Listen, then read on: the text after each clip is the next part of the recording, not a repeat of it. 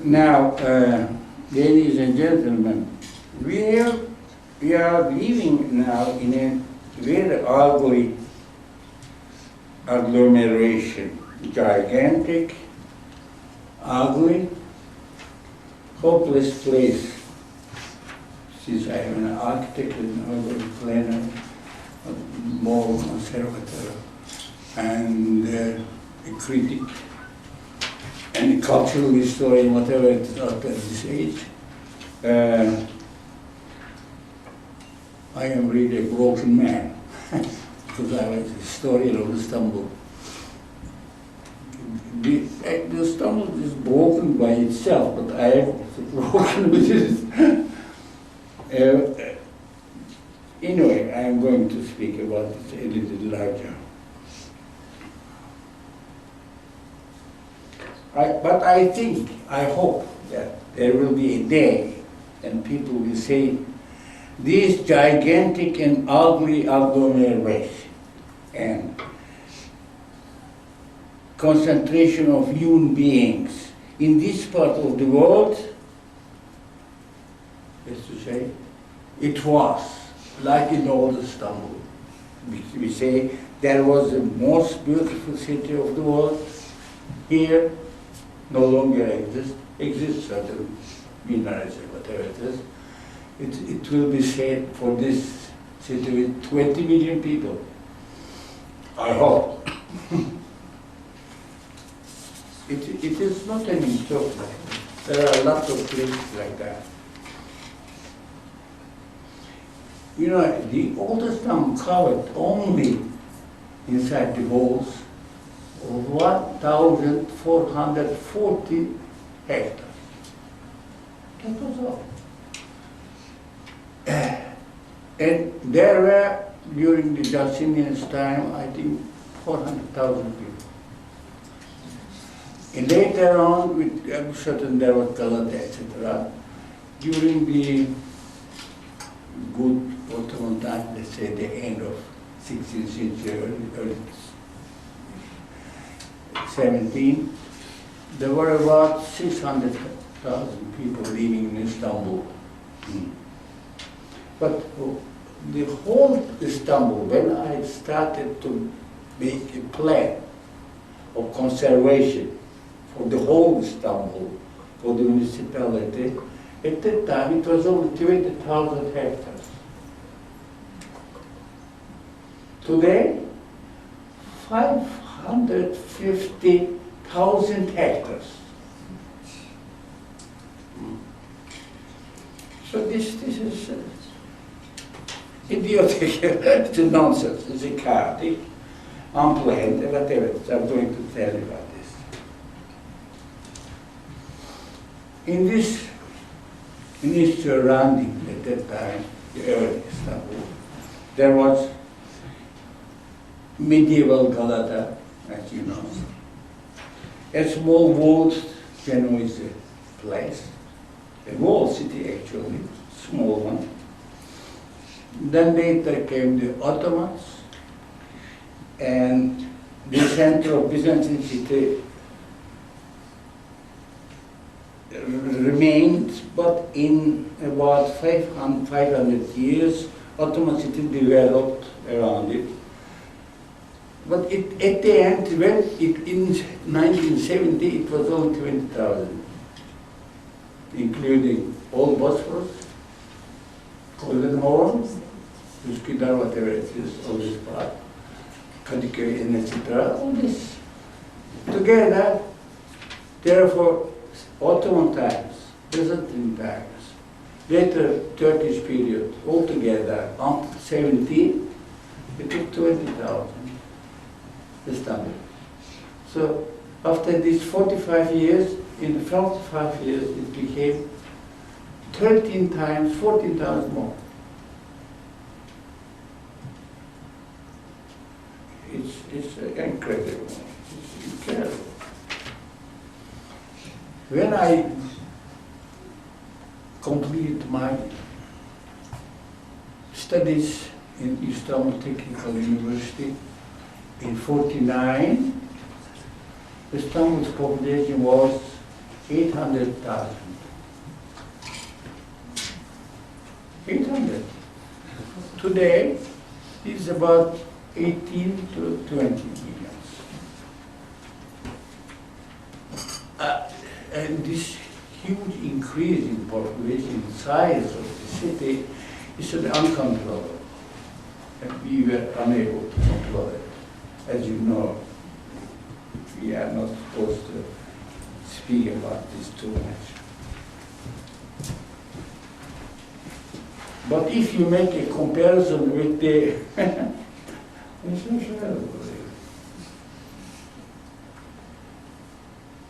with the first city of the Ottoman and Roman Empire's capital, it is 350 times more. You cannot imagine it.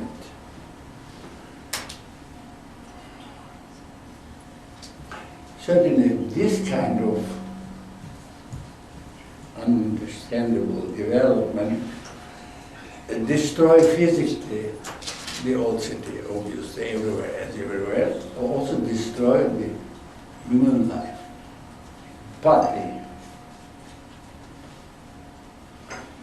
and invades this development, supposed development, invades the old city totally, destroys it, and as you know, there is no park, no green, and no plan.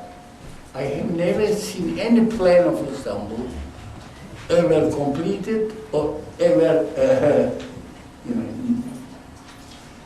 not completed. Therefore, there is not what we call Uygulander. Like apply, any plan. Yeah, never. So, actually, you cannot plan a place like that. It's too big. Because no data is available,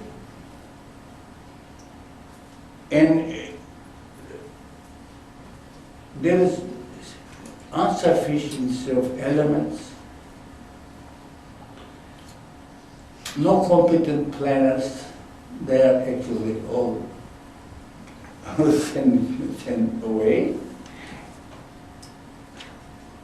And today, I think it is a total chaos. But it's incredible that human being can survive everywhere. And I always amazed that we can go somewhere, we have some electricity and water, etc. It's incredible. We had achievements, really.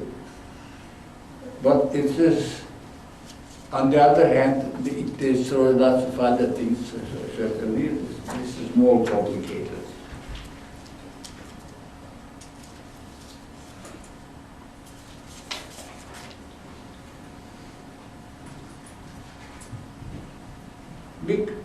The problem is this, that we cannot plan such a big city.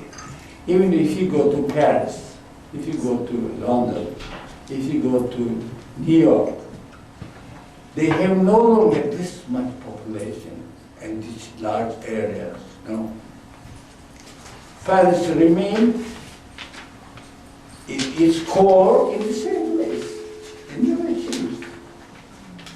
London, the center, London center. If you go to America, okay, it is. Even New York is there. Now, New York, I think New York population is less than Istanbul. Istanbul became like the Chinese cities, Indian cities, Karachi, Bombay, or in Nigeria now, Lagos, this kind of place became. And if you didn't have really Bosphorus, but the Golden Horn, this was the ugliest city of the world. I am an Istanbul man. I like Istanbul, I love Istanbul. Well, as I said, I am a broken Istanbulian, but it is true. But as you know, you can survive. So this needs questions and answers, and I was unable to do that. Really, I keep myself asking questions about Istanbul, about Turkey, about the society. I have no single answer to them. I have always answers. I mean, questions. Answers, I don't know. Maybe you can find someday somebody would find an answer to this. It's interesting. For example, I have been in architecture since '43. I have never seen in Istanbul, in the old Istanbul, a city ever finished. Ever finished, complete, planned, finished. No, there's no such thing. Every day, every year, even sometimes every month, you go there and you see something else. They start a new building. They change the road, direction, whatever it is. What does it mean? It does mean single thing. There's no plan. This is the problem of Istanbul or big cities like that. Because we don't know, we cannot control the change. We don't have data. Population, we don't know. Nobody knows. You can ask the government, the university, or the municipality. They wouldn't say this is the number of population in Istanbul. They don't know. It changes continuously. But this city has two trump cards. What I did find here. Two opportunities, they say, it's kind of trump card, or Trump, whatever it is. First has a magnificent topography, unique in the world. I have been everywhere in the world, in America or in Britain. There are lots of beautiful places, no doubt about it, but a city, a center of two empires, whatever it is, Istanbul is unique. Paris has no such thing. London has nothing. America has nothing. Berlin is not. There's no place like that. It's a strange place. Because of Bosphorus, which goes on the Greek mythology, the Greek establishment first in Byzantium. And when I came to this day, still Bosphorus is beautiful. I'm a Bosphorus man. Hopelessly ugly, but it is still beautiful. Because of topography, not because of man, because of planning. No, there's no plan. But because of itself, because of the size, dimensions of the topography, this is the Istanbul, which is made Istanbul. This is the first thing, one of the opportunity, or let's say trump card, whatever it is. And another second trump card is its history. It's a pagan, Christian, Muslim. There's no such thing. Byzantine pagan. First Christian capital of Roman Empire, not the East Rome, Roman Empire, and the greatest Islamic empire, Ottomans. So there is no such thing in the world. It's also one of the oldest, because Byzantines came here in 7th century BC. The oldest. So these two things belongs not to the church, belongs to the world civilization, world history. Therefore, it is one of the great trump cards. One is geographical, topographic, whatever. The second is historical. Because this is unique in the world history, it doesn't belong to us. Although I think sometimes I own Istanbul, this is something else.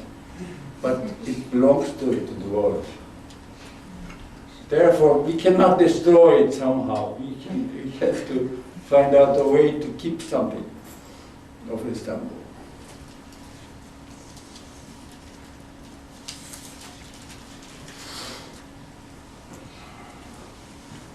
In Ottoman times, actually the center of Istanbul remained as Roman center. That's to say, the old city, inside the walls. And the walls is Roman, Theodosius, or first Theodosius, second Theodosius. It stayed there to the end, almost.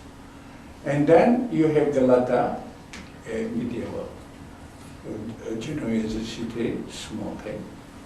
And then the Bosphorus, only the shores of the Bosphorus. Only after 19th century, some part of Skidar and Kadıköy, whatever it is. So it remained only in the old city. The whole history, how long? 2,000 years. This size of this historical dimension is unique in the world history. I don't know much China. China is quite old and Peking, whatever it is. But I was in Peking. Peking has not these qualities. It's a different city. It's a different thing. It's made by man. This is made by nature first, and then added by man. Different.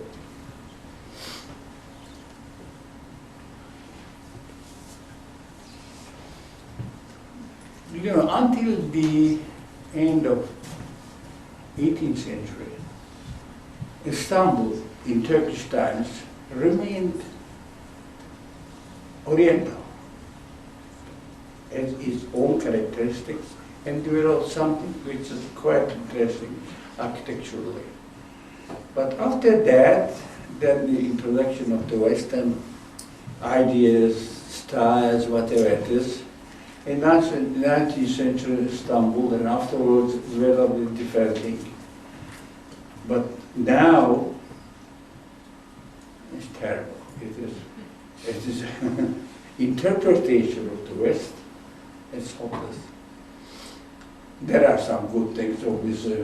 When we finished at university, we were only in Turkey 500 architects. Today, there are 45,000. The faculty in my time was, when I did finish it, 200 students. Today, 4,000. And this is only this. At that time, there was only one faculty. Today, there are enormous amount, enormous. So the size of Istanbul actually corresponds to the size of all these huge increase in numbers. And we are overwhelmed by this size. This is why we cannot actually develop, cannot organize the whole changes that occurs any day, every day. For example, when these people came from Anatolia, when I was not at the university, but let's say in this state, at that time, 90% of Turkey were living in the villages. 90%. And at that time, Turkish population was only 2 million, 20 million, less than that. To the 80, out of 80, 95%, no, 75% of these people came to the cities. They are citizens, But they are still strange people in between city and the village. And this is why I always ask questions, but I have no answer because I don't know this huge crowd. I can't say that. Actually, this development took place after 70. Not until 70. After 70. And after especially 18, and especially the last 20 years. Incredible.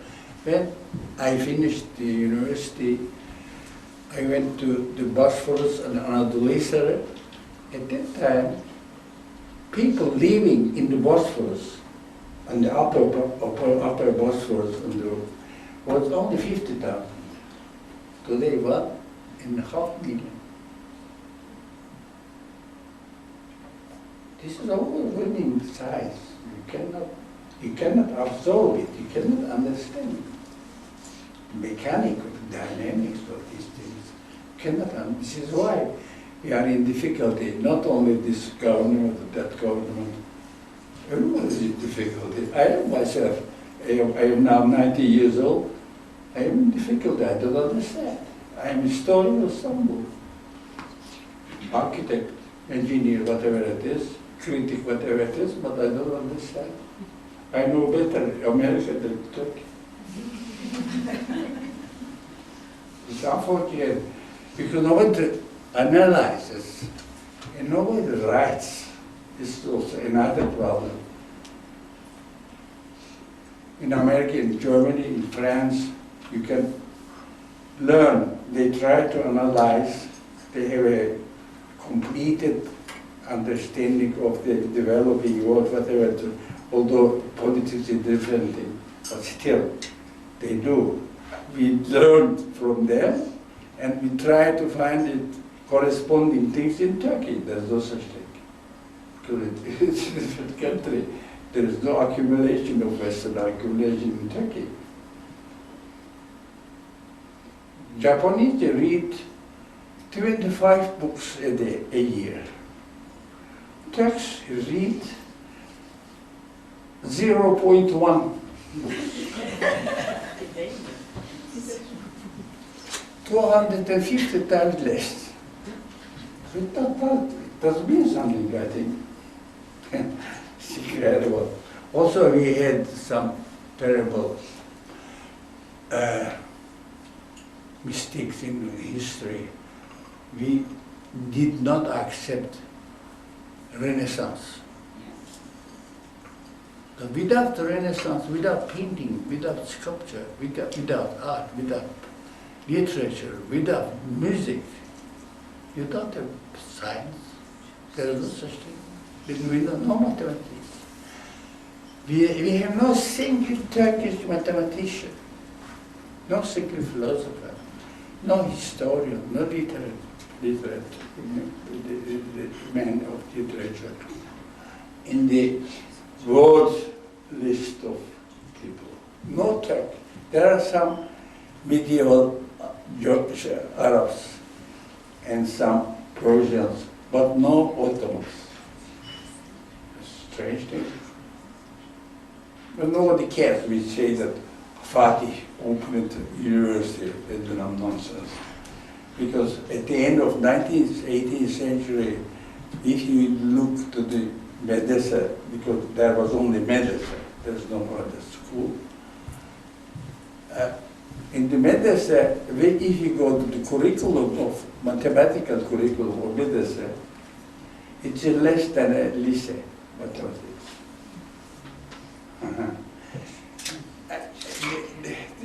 There is a lack of analysis in Turkey, which makes everything more difficult of understanding stuff. You know, the Ottomans never made a plan of Istanbul. There is no such thing. The first plan was done by French, end of the 18th century.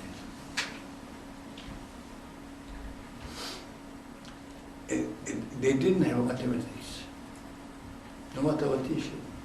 They were too famous Turkish, supposed Turkish, both, one came from Damascus, Egypt, and the other came from Samarkand. There is no such other, no other tradition. It's incredible. And the history of Ottomans, although it's fascinating history, it's hopelessly wrong. It is really, it's hopelessly wrong. We don't know it. It's incredible. There are lots of things. You can write good things about Ottoman because there are enormous amount of great archive, about 100 million documents. But it speaks only about the who get what, what is the all numbers about the what you own, what you get, whatever it is, but not about the population, not about the ethics, not about the thinking, whatever it is now. There is only one science, theology. They started in the 19th century, after Tanzimat, they started to open schools, high schools, Rüşdiye, İdadi. And in the second half of the 19th century, people, the Ali Pasha, I think it was Sardar at this time, wanted to write a history of world. Tried to find out Turks writing, who would write about the history of the world. There was no Turk. There was no Turk. So, in what you call it, Albanian, who knows in French, translated from French to Turkish, History of the World, 3 volumes. But the Ministry of Culture or Education said we cannot do that, cannot give this to the schools. Why? Because the school curriculum had history as the history of the prophets. It was against it.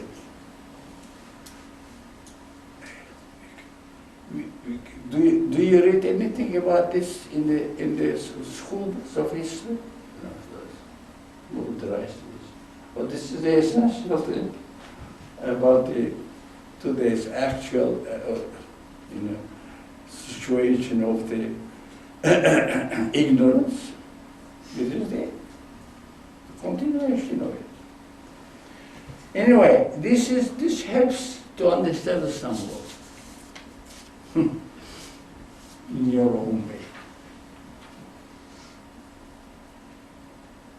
So I started to make a plan of conservation. I am also a conservationist for Istanbul. And the municipality asked me to do that. At that time, all I did was about 20,000 hectares, as I said. And street by street, building by building, we fixed all these things and etc. This is mostly inside the walls, part of the Galata, or mostly Bosphorus, Üsküdar, and etc. Üsküdar, for example, in 70 was only in wood.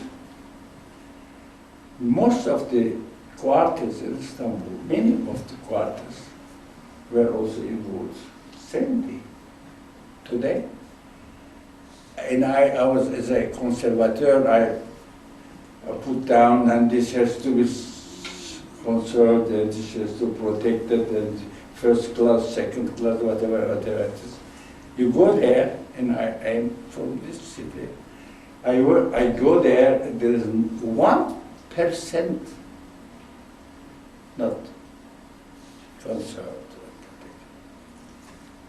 Finished. We have only mosques, or some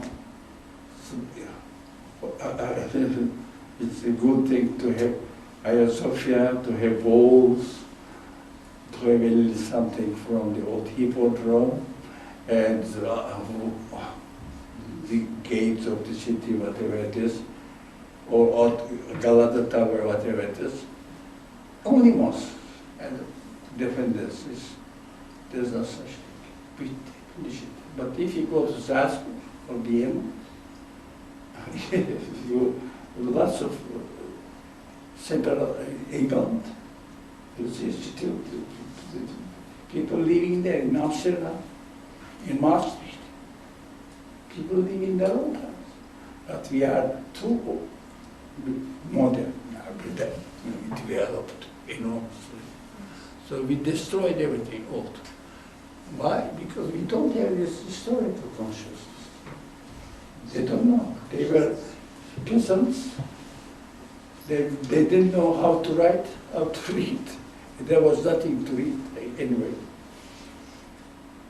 This is why we destroyed all our Istanbul. There were beautiful houses. They were Germans, English people, Scandinavians. They were able to preserve all these buildings. They protected. If you go to Provence, if you go to Italy, especially, certainly, in Turkey, even the greatest monuments are difficult to preserve. For example, for me, two great monuments in Turkey of world quality are Selimiye in Edirne, which is the world classification, and Divriği, it's world classification. It's incredible. We are in difficulty to preserve it. Divriği is a unique place. I always say Divriği. I always keep saying about Divriği because I am working on it for 50 years. It is the man who did the gate of this is the greatest sculpture of the world, I think. Different kind of sculpture, but sculpture. But I was unable to reach Turkish governments. It has nothing to do with politics. Gate, a gate. And I wrote a book and said, this is the gate of the heaven. Because the man intended to do it like that. The gate is the symbol of the heaven gate. This is the total symbolic thing. But even I say that in a country where everybody is Islam, Muslim, everybody is after Ottomans or Turks, whatever it is, and it is not anyway. They don't care. They don't understand. So they don't understand something. Certainly this is very bad to speak about like that. I try not to do that when I write as a writer. But this is the correct thing. At least there are very small amount of people here. They can think by themselves. I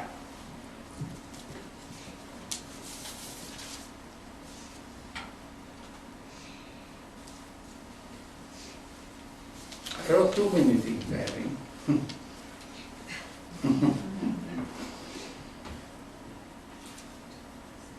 For example, when you go to Italy, I worked in Italy, I know lots of Italian people, etc., etc. You know Italy. I'm not supposed to tell you about Italy. Venezia, Venice was one of the essential enemies of Turks. But in the meantime, they were collaborating in everything. We are influenced by them. They were not that much influenced by us anyway. But still, when you go to Italy, you're amazed to see how these people live in these old cities. There's nothing. Just recently, I was in Florence, and I was there 30 years ago, 40 years ago. It's the same. It was the same in the Renaissance. I don't know. Even the Americans do it somehow. We don't. We don't. Simply, we refuse to do that. This is incredible. For example, the Germans, as I always keep saying, Germans in Berlin now, they did everything anew. Everything. Only unter den Linden, they did all the destroyed old palaces and everything. Polish people did the same in the center of Warsaw. Even these simple details of apartment house, they were done after the war. We finished. Today still we keep killing it, destroying. Still. And we have enormous amount of architects, enormous amount of schools of conservation. What does it mean?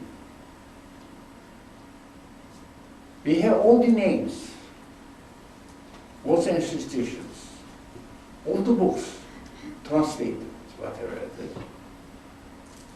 But when you come to the real thing,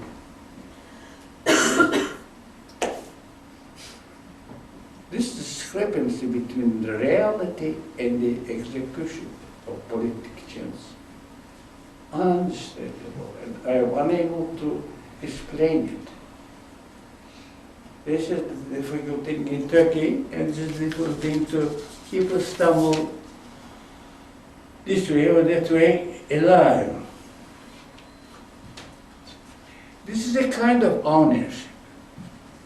How to own a place. So I'm going to tell you about this ownership problem. I am an architectural historian, critic obviously, and a writer on culture, became then.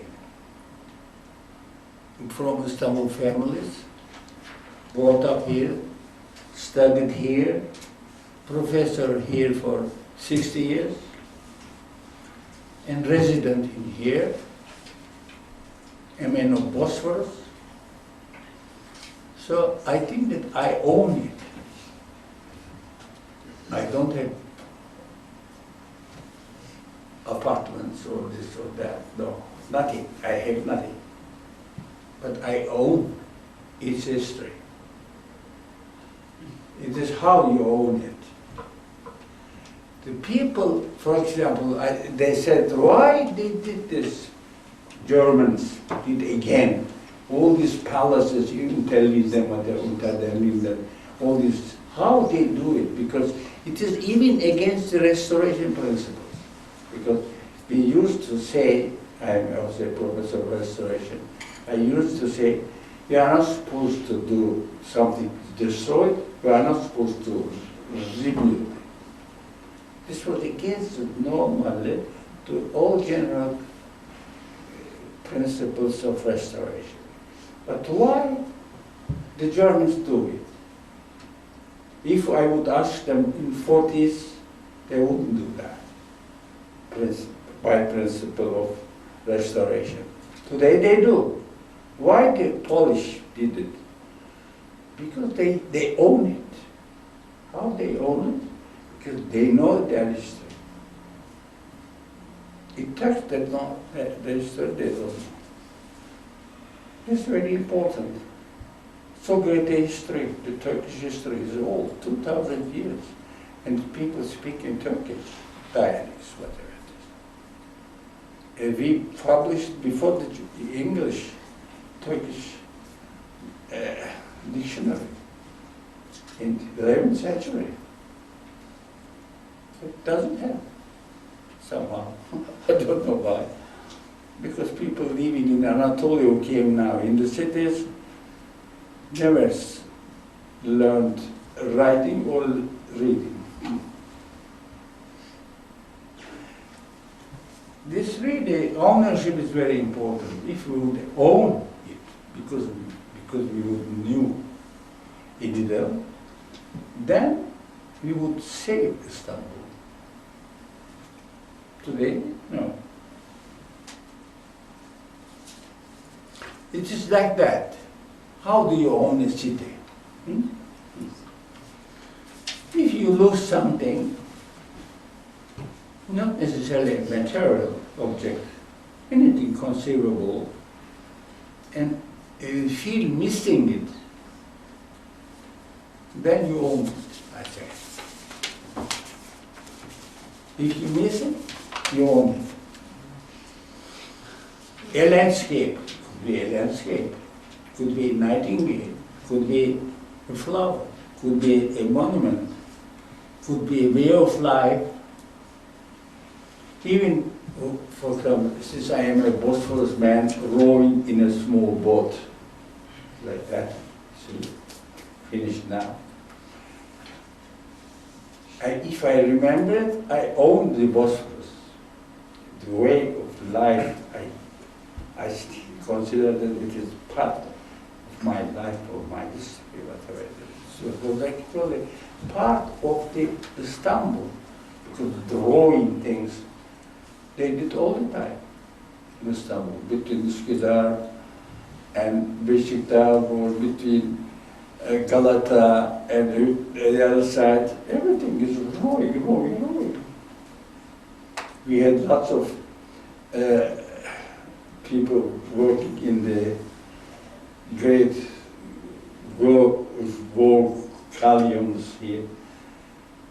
Most of them, years and years, and doing the same thing. So these kind of things are imperceptible, maybe, but it's part of a certain culture. It is part of your probably individuality. This is why this is the problem with Turkey. In everything. People come here.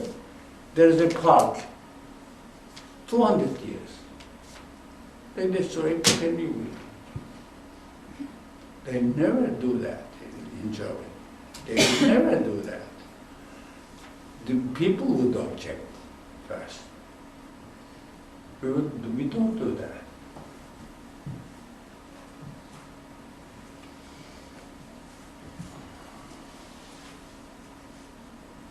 Certainly this is probably, sometimes you can say, this is a dramatic feint of specialists of restoration. You might say that.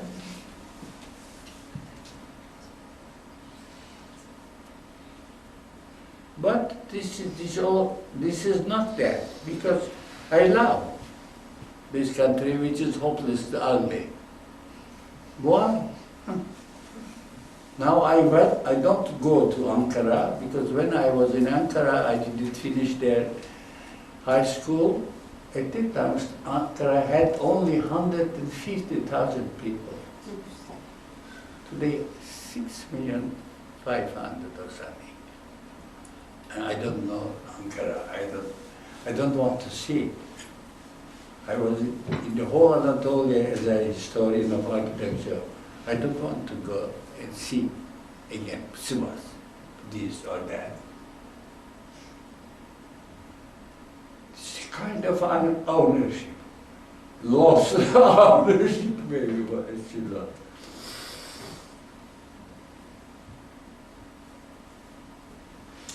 Certainly this is not today when you go to Istanbul, you don't see it. but you have the image of it. The image, this is the image. True, do you know it by yourself? That it was not yet changed. Or you see, you know it by a historian in these old gravures or paintings or this or that. I remember some of them. This was an incredible place indeed. And this is the image, however. There is no such Istanbul today. First of all, it's too big. It's uncomparable with this huge mastodont which goes up to Istiklal, whatever. It has nothing to do with the old Istanbul. Yeah, and when I was at the university, there was only tramway. There's nothing else. And everywhere I can go just by walking. From from the university to Aksaray, I would go just like that. So there was a tramway. So this huge change, actually this owning is a kind of historical snapshot, I can say. Maybe for a historian it's like that. It's a kind of snapshot actually, because there's nothing else you know about this. But it fixed on your mind and your memory something which existed. It's a part of something which belongs somehow to you, by names, by this or by that, whatever it is.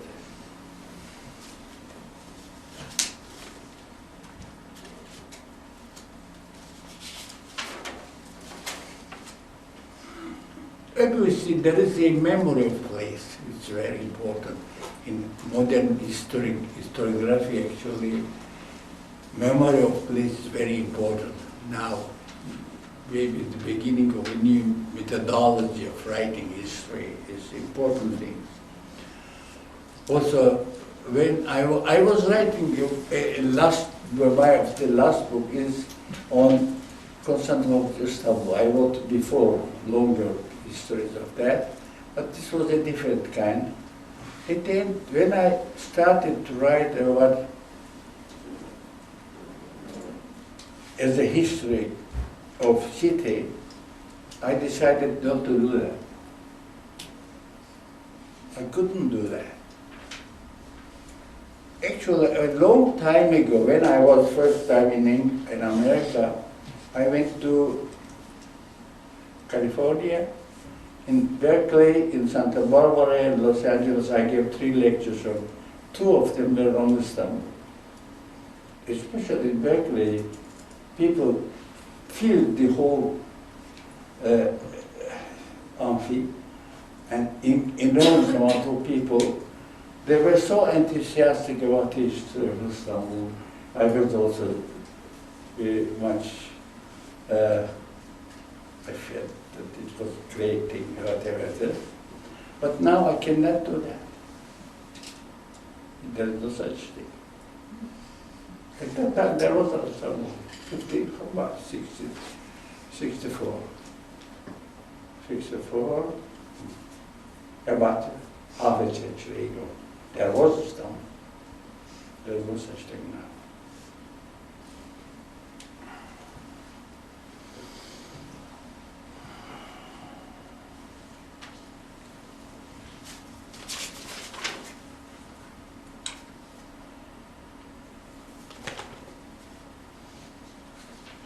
Actually, it shows that development, modern development, can be also the executioner of the old. Although everywhere the new execution somehow executes somehow the old. It's no doubt about that.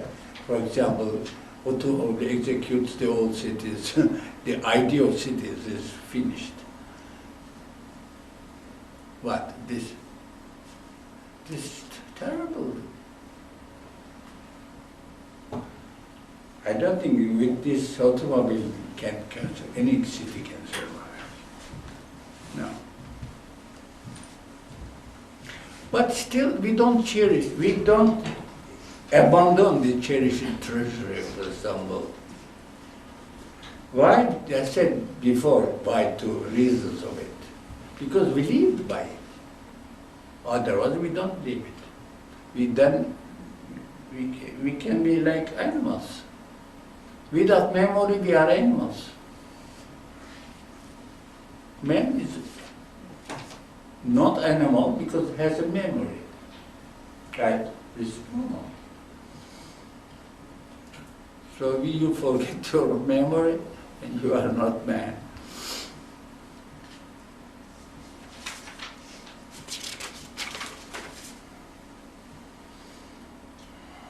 And it's very small actually, Istanbul now. If you make the comparison with the huge Istanbul, 20 millions, and the old city inside of the wall, let's say, 1,400, something like that, it's insignificant in size. Everywhere is actually, they are concentrated. Hagia Sophia is there, the walls are there, Galata is nearby, and the city has all these monuments and etc., etc. Therefore, it's there.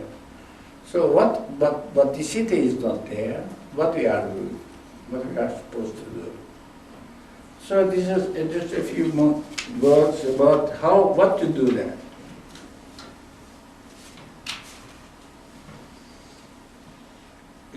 We are ashamed of the forgetfulness and negligence that were about these great works of ancestors. When I say ancestors, it's not only texts, the words. Greeks, Romans, whatever it is, Byzantines, whatever it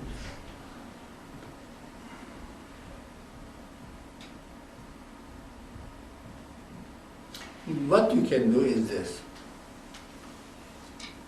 There is no city any longer. There is no Süleyman quarter, there is no there's whatever. But there is Süleymaniye, there is Hagia Sophia, there is Galata Kulesi, this or that. What we can do, modern architects, the planners, or whatever it is, they can do is this.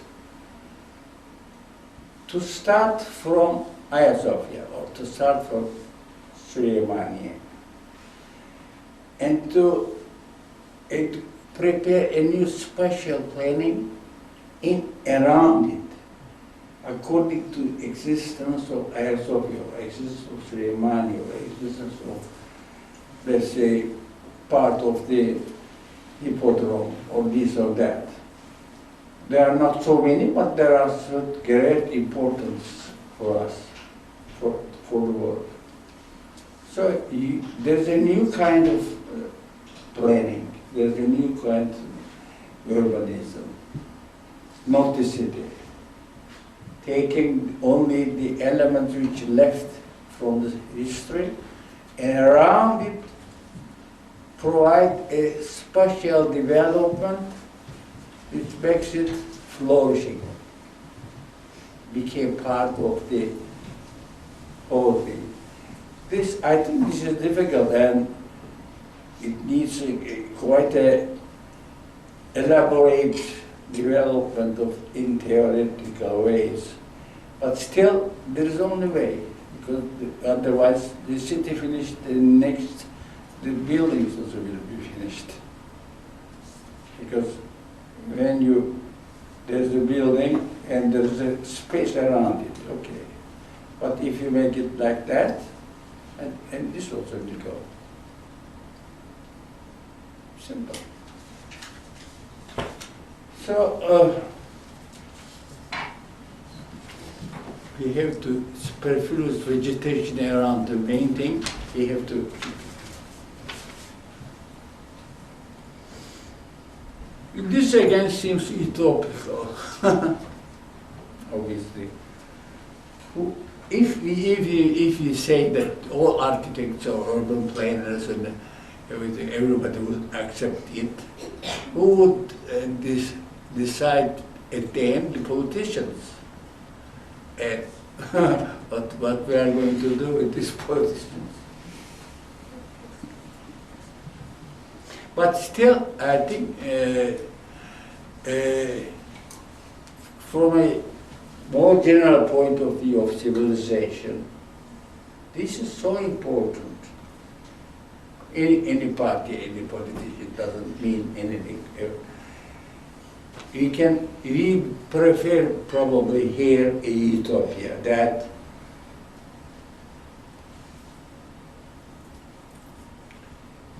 for the sake of money we abandon everything, but we can say we prefer utopia. This is a new problem, struggle for the intellectuals. It's possible.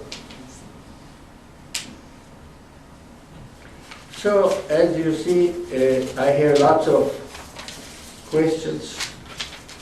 I am unable to give any answers. But if you got questions, you don't have answers anyway. So you reach people. How to reach the people, I don't know, but we have to reach the people. And this means a new way of speaking is not among the politicians or among the academicians. No, it's a new way of speaking, of starting from the intellectuals to reach the people. It needs a new jargon. It needs a new methodology. It needs a new what do you call it?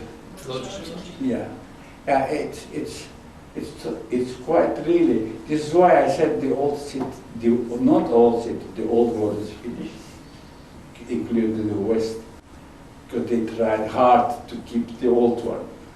No, we have the new world. So for the new world, we need new methods, new speaking, new tech. I have 15,000 books in my library. I open this or that at a time, and I try to find out whether I can take something and use it for today. No such thing. No. So we have to invent the new world, and for the new world, we have to think again. You have to accept that this is finished. You start again. You can say at 90 you cannot do that. I know, I cannot do that, but younger people can do it. I think it's finished.